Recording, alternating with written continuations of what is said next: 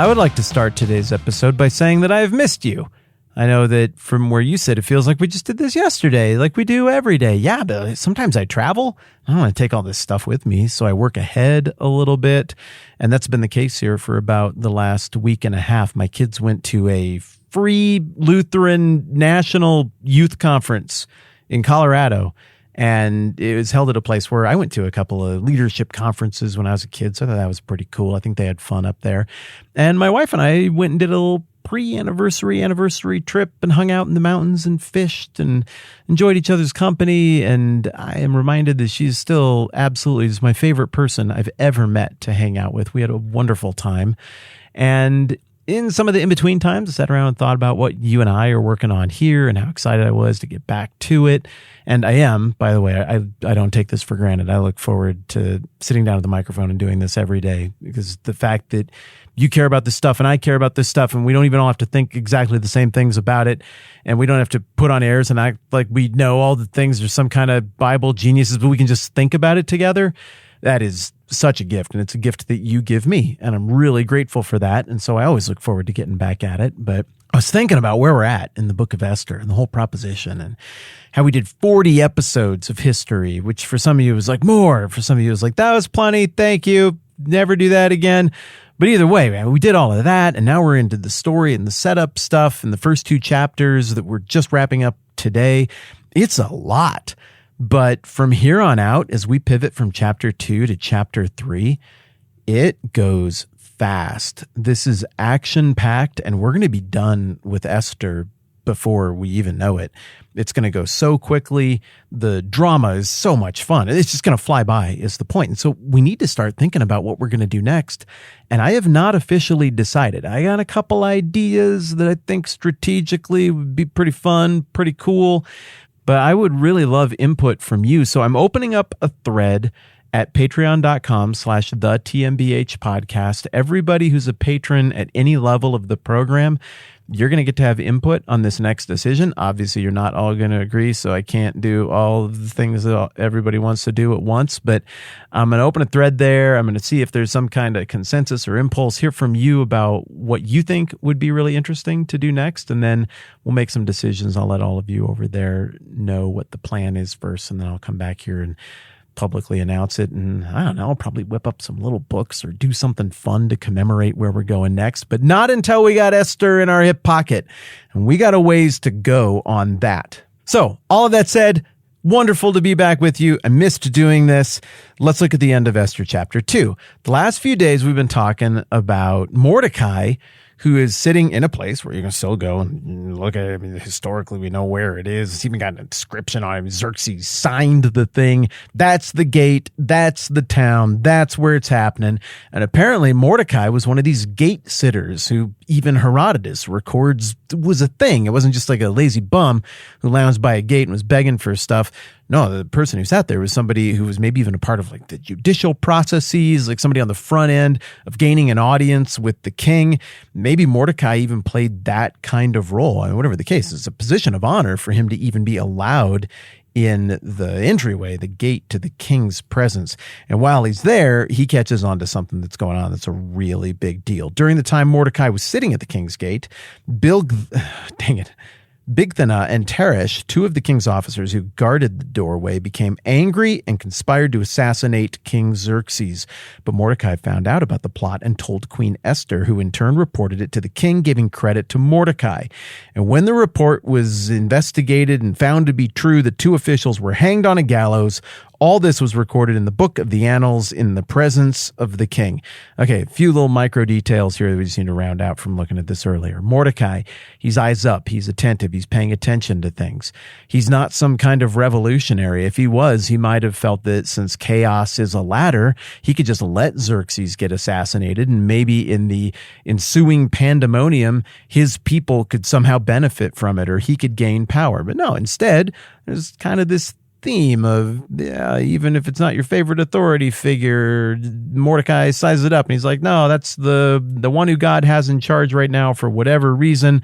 And Mordecai's decision to effectively spare King Xerxes, he has Xerxes' life in his hands and he chooses to spare the king. It's a little bit echoey of David choosing to spare King Saul, even though King Saul wasn't a very likable king back in the day. So Mordecai's put in this position of great power, and he chooses to use it to stick up for a pagan king. All right, interesting.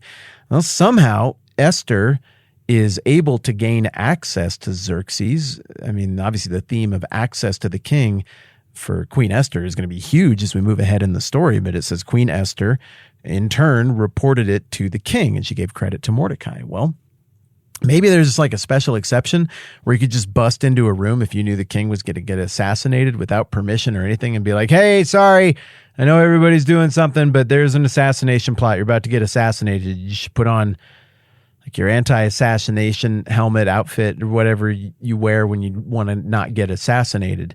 And then the king is like, okay, normally I do not like it when people come in here unannounced. That is not my favorite thing.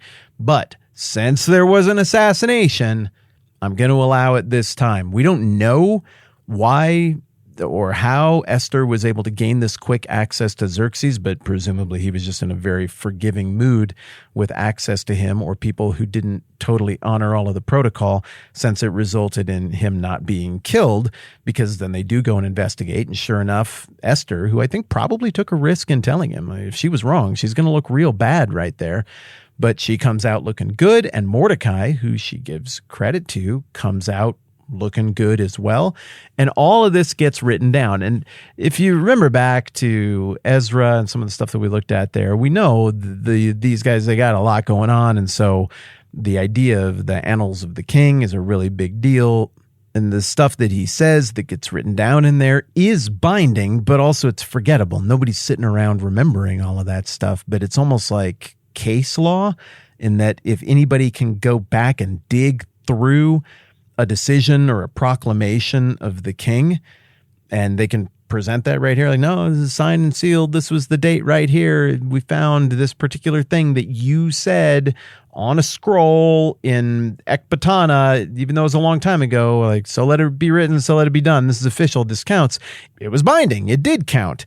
And so it's there and it's official. And in the background of your mental image of Susa, you picture this Bigthana and this Teresh fellow who might have been really nice people. Maybe they're just having a horrible week and things just got out of control with office gossip and escalated, and they didn't have any other thing that they really related to each other about. I mean, come on, we've all had toxic relationships before that just go sideways. I've just never had one that resulted in an assassination attempt, but these guys did. So, I mean, tough deal for them. Maybe we just start catching them on their worst week ever, but one way or another, they're still impaled on poles. And it just seems like these Achaemenid emperors, they really like to impale people who tried to kill them or irritated them in some way. So they're just impaled. And I think they leave them up there for a real long time. So there they are, stuck on a thing. For whatever reason, this is always translated as hung, but hung just doesn't neatly translate from some of these ancient languages in terms of what was done to them. So we know from even the language back over in, what was it, Ezra 6? I think I got it wrong the other day when I was saying it's Ezra 6. We know that this is the means of execution that was favored by Darius and his son Xerxes for people who were treasonous or defied his wishes. Oh, that reminds me, real quick side note. I got something wrong the other day. What was it? It was Vancouver. I said Vancouver, Washington is the stand-in town for all of those Hollywood shots, but it's not. It's Vancouver, British Columbia. What was I doing, Matt? I mean, there is a Vancouver, Washington, and all. It's just not the right town. Super embarrassed. It's obviously been eating at me for this entire vacation.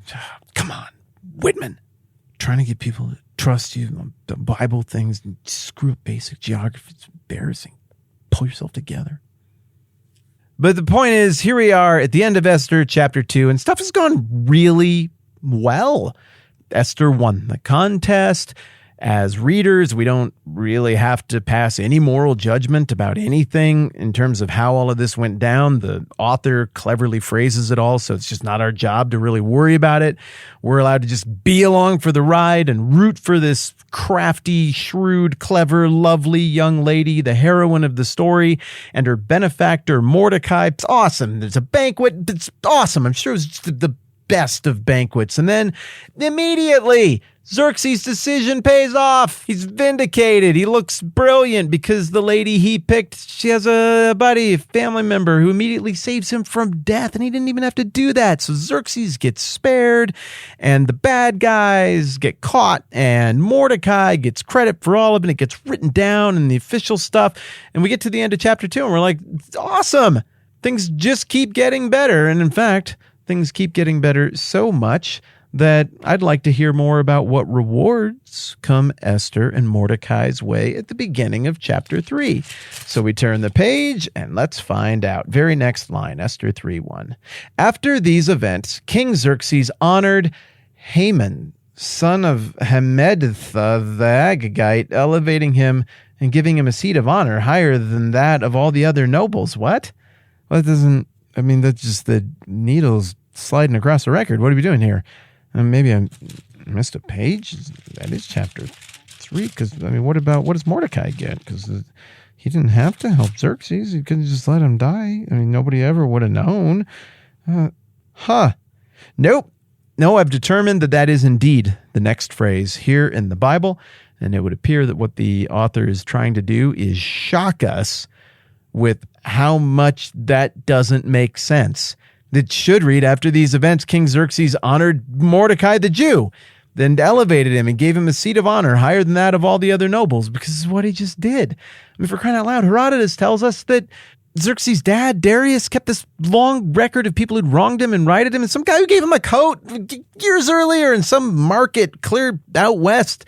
He remembered that, and then he helped out the guy and did like a whole war for him because of a coat one time. This guy just saved Xerxes' life, and he's elevating some other dude. All right, we're going to look into who this dude is and why this weird reversal is coming right here, why it matters to the story, and how that sets up the pressure points and the action that is about to start flowing. Okay, again, if you're a patron of the show, over at patreon.com/thetmbh podcast, I'm going right now to a computer and I'm going to open a thread to get your feedback, your thoughts, your strategic philosophy of what we should be doing here so we can work toward making a decision officially about what the next thing we're going to do is after Esther. But in the meantime, so much more Esther to happen. It's nice to be back. Thanks for hanging out with me. I'm Matt. This is the 10-Minute Bible Hour podcast. We'll see this again soon.